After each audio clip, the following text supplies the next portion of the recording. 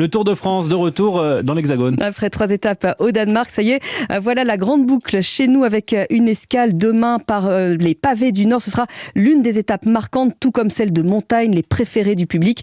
Et d'ailleurs, les camping-cars se dirigent déjà vers les lacets du mythique col du Galibier. Dans les Alpes, les coureurs y passeront les 13 et 14 juillet.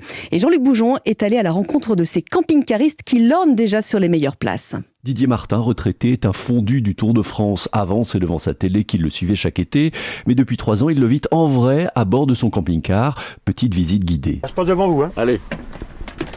Alors donc là, j'ai mon petit coin pour manger. Là, j'ai ma coin cuisine avec mon four micro-ondes, mon four, mon lit. Puis là, vous avez la salle de bain, je peux vous l'ouvrir. Ça. Ouais.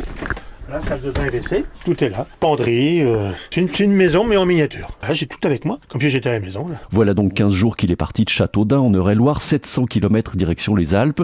Dans quelques jours, il ralliera le col du Galibier que les coureurs graviront 2 fois, le 13 et le 14 juillet.